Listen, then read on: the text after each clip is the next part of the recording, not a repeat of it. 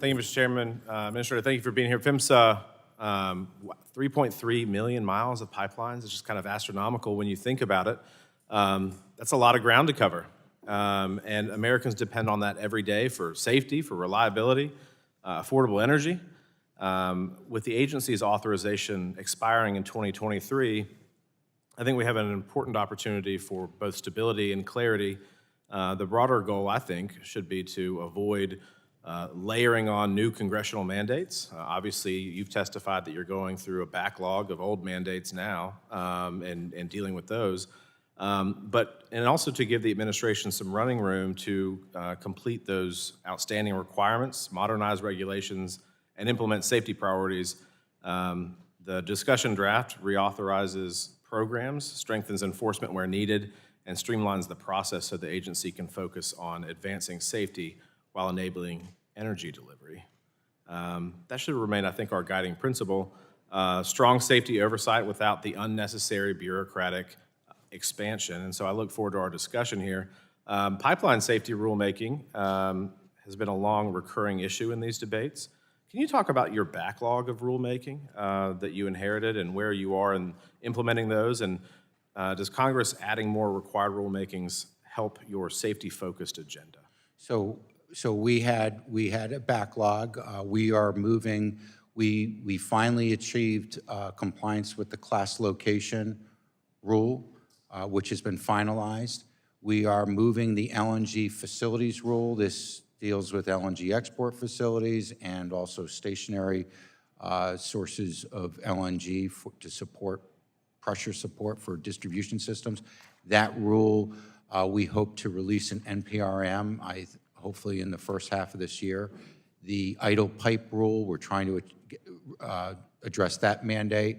And then I want to get to, we've prioritized based on where the greatest impact of safety would be, where we need more the regulatory certainty. And that still leaves a few of the mandates, like the leak detection rule, the CO2 gaseous rule. Those are areas that we're trying to get to. We're trying to get them all done. Great. I'm going to shift focus for a little bit. In recent years, especially involving high-profile pipelines, there have been peaceful protests, right, with air quotes, that have provided opportunities for criminals to attack pipelines and pipeline infrastructure, posing dangers not only to the attackers themselves, but the communities, the safety of workers, certainly people in the surrounding area and the environment. The acts are dangerous, right, such as valve turning and other equipment, but don't necessarily result in physical damage to the pipeline, which I think poses a prosecutorial problem in how the law is interpreted to apply to only acts that cause physical damage. The discussion draft includes a provision to close that loophole.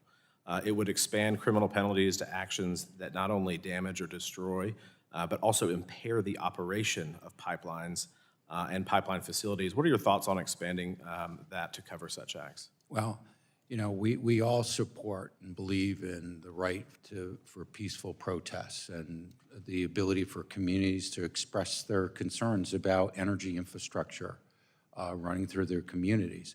But where you have pipelines, tampering with a pipeline and operating pipeline is not just dangerous for the person who does it, it's dangerous to others, it's dangerous to workers, it could create extremely dangerous situation in putting aside supply disruption and what that would do to downstream communities that rely on those energy sources.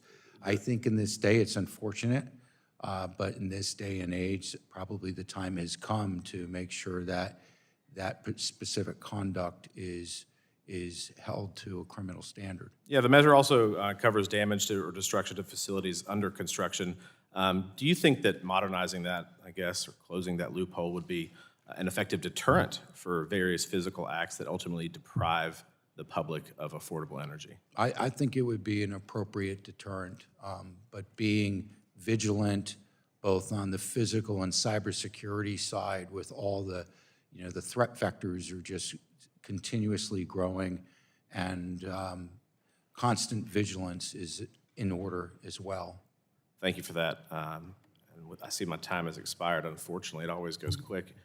And I know that the chair, including the current occupant of the chair position, are on a tight ship. So with that, I yield back. Thank you.